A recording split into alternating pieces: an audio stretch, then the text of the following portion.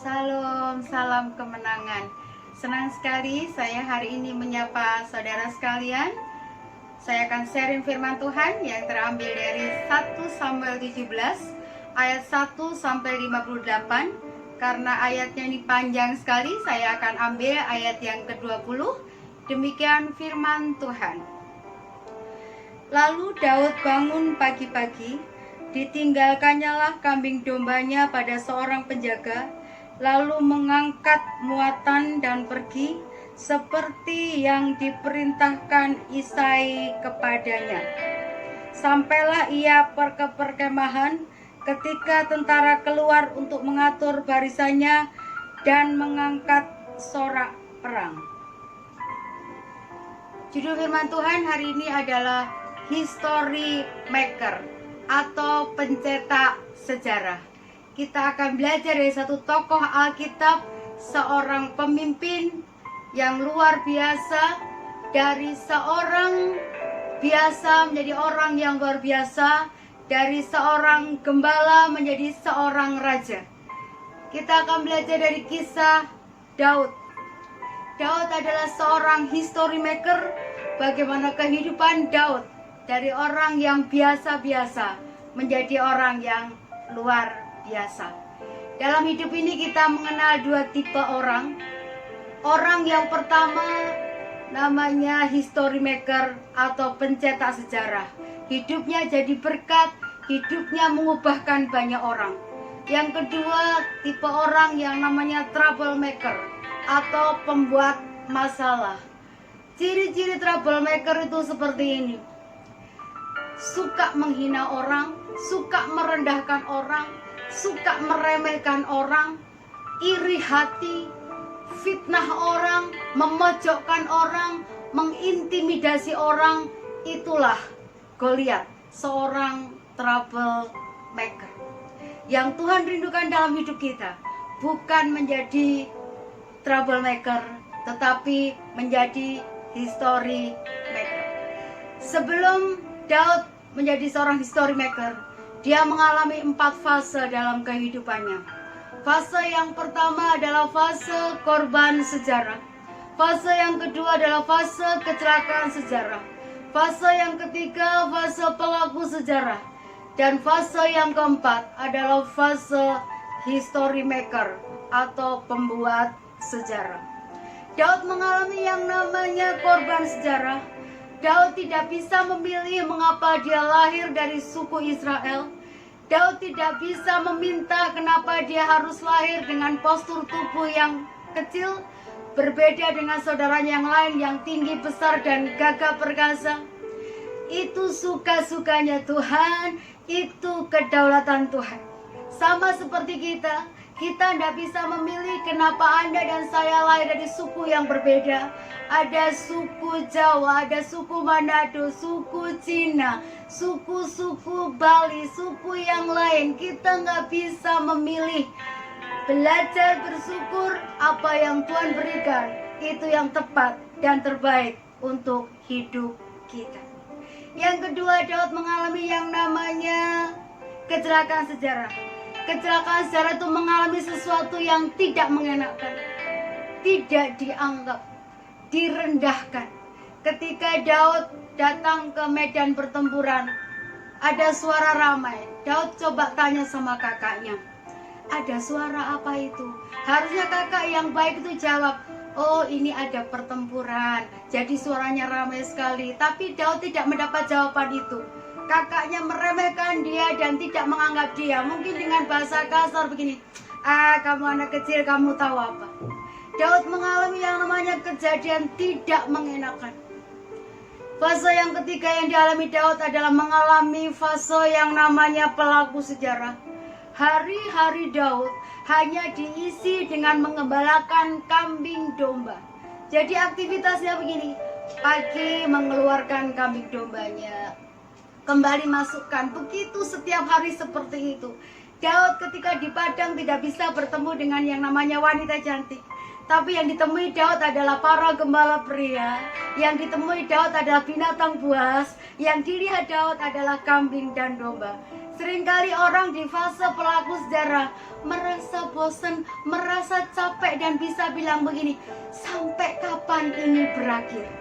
Tapi percaya satu hal begini, ketika kita setia di pelaku sejarah yang merupakan proses dalam kehidupan kita, kita akan dimampukan Tuhan menjadi seorang pembuat sejarah. Statement saya begini, saat proses, jangan protes, pasti sukses. Ketika kita setia di pelaku sejarah, setia dengan proses yang Tuhan kerjakan dalam hidup kita, percaya, satu kali kelak kita pun bisa menjadi seorang history maker. Kita akan belajar 3 hal penting. Mengapa Daud bisa menjadi seorang pencetak sejarah? Yang pertama, Daud adalah pribadi yang setia dengan perkara-perkara yang kecil. Ternyata yang digembalakan Daud, kambing dombanya bukan banyak. 1 Samuel 17 ayat 28. Jumlahnya cuma 2 atau 3 ekor, bukan 23 ekor. Hari ini kalau Anda melayani, jangan melihat jenis pelayanan yang kalian lakukan. Jangan pernah berpikir begini, kok aku hanya melayani sekolah minggu, kok aku hanya terima tamu, kok aku hanya singer, kapan aku menjadi pembicara yang hebat, kapan aku bisa berbicara di atas mimbar. Dengarkan baik-baik, semua perlu yang namanya proses. Proses belajar dari hal-hal yang kecil, hal-hal yang sederhana. Lukas 16 ayat 10 catat begini, barang siapa setia perkara-perkara yang kecil, Tuhan akan percayakan perkara-perkara yang besar. Jangan pernah bermimpi besar kalau Anda tidak mau setia dengan area yang kecil. Satu saat saya KKR anak muda, ketika altarku anak muda maju ke depan, saya tanya sama dia, saya mau didoakan apa? Dia bilang begini, Kak Dewi, doakan saya ingin cepat menjadi pembicara yang hebat. Saya ingin seperti Kak Dewi. Kalau Kak Dewi khotbah kan bisa santai, bisa jalan-jalan. Saya lihat orang-orang bisa hafal Alkitab di luar kepala. Saya bingung. Kenapa? Anak ini maunya instan. Saya bilang begini, sayang, saya akan doakan kamu punya benih takut akan Tuhan. Kalau kamu setia, percayalah kesetiaan kamu akan diperhitungkan Tuhan. Dan satu saat kamu akan dipakai Tuhan luar biasa. Tapi belajar setia perkara yang kecil. Yang kedua, mengapa Daud bisa menjadi seorang history maker? Daud adalah pribadi yang taat. Kalau kita baca ayat 20, ayat 17 sampai 20, dialog Daud dengan ayahnya Isai. Isai bilang begini, nanti antarkan bekal ini kepada kakakmu, ini kepada kepala pasukan. Ternyata Daud adalah anak yang taat. Taat itu kalau boleh saya singkat, YTS, bukan yang tersayang. Y yang pertama, yes. Taat itu selalu ya. Taat itu selalu yes. Tidak menunda, tidak menolak, tidak berbantah. Ayat 20 catat, Daud pagi-pagi benar melakukan seperti yang diperintahkan Isai ayahnya. Jadi taat itu ya. Saya punya anaknya namanya Grace. Saya sedang bikin kolak, ternyata gulanya habis. Dia lagi di depan laptop. Saya bilang, Grace, tolong bantu mama. Bantu apa? Belikan mama gula. Langsung dia bilang gini, tunggu, nanti. Mama nggak tahu ya, Cici itu banyak tugas di kampus. Ini namanya nggak taat.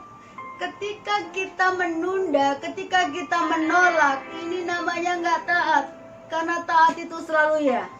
Yang kedua, taat itu yang kedua adalah tepat, totalitas. Saya punya anak nama Nathan. Kalau saya suruh, oh, tolong mama bisa nggak? Bisa mah. Beli apa? Beli telur. Telurnya berapa? 1 kilo. Nathan bilang gini, Ma, jangan 1 kilo, setengah kilo aja. Kalau nanti telurnya pecah, mama ngomel.com.id. Saya bilang gini, Koko, aturan mama itu 1 kilo, bukan setengah kilo. Ketika kita coba bargain menawar, Alkitab bukan pribadi yang taat. S yang ketiga, sukacita. Anak saya yang bungsu namanya Moses. Anak yang rajin kalau disuruh dia cepat. Moses, ya Mam, bisa bantu Mama? Oke. Beli apa? Beli minyak goreng. Oke, berapa? 1 liter. Dia bilang 1 liter. Oke Mas, 1 liter. Yes, cepat, tepat 1 liter. Tapi S yang ketiga, sukacita belum ada.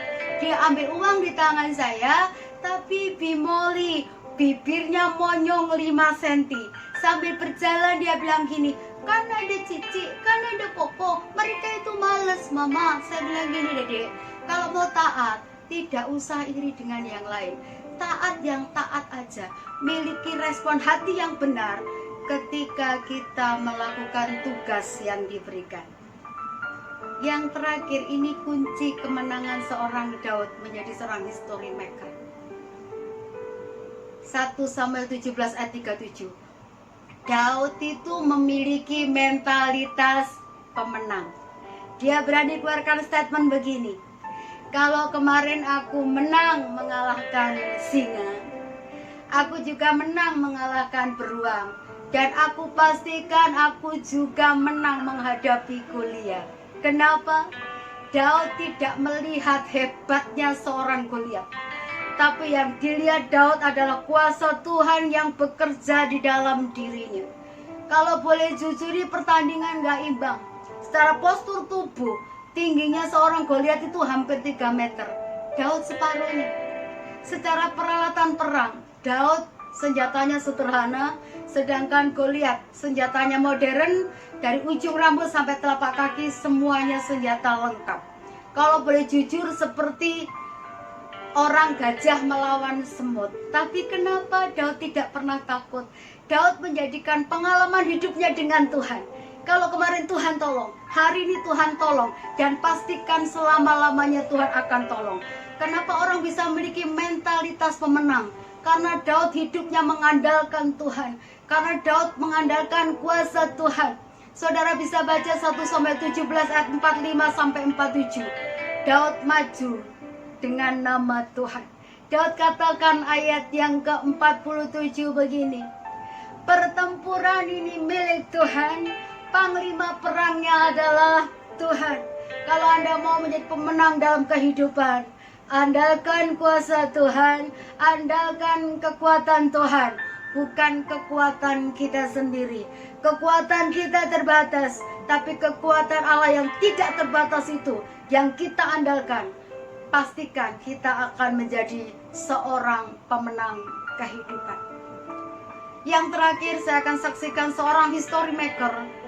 Dari usia yang pertama, saya mewakili usia yang sudah cukup tua, umur 65 tahun, yang dikenal dengan Kolonel Sanders. Dia adalah seorang yang menciptakan resep Kentucky Fried Chicken. Dalam perjalanannya ketika menciptakan masakan ini, berkali-kali berulang-ulang dia uji coba. Pertama kurang enak, mulai enak, makin enak, dan akhirnya enak, dan kita bisa menikmati gerai Kentucky Fried Chicken di dalam negeri dan di luar negeri.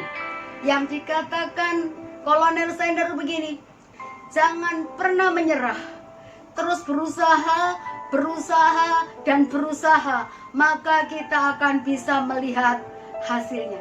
Umur 65 tahun tetap berkarya, umur 65 tahun tetap berjuang tanpa kenal lelah.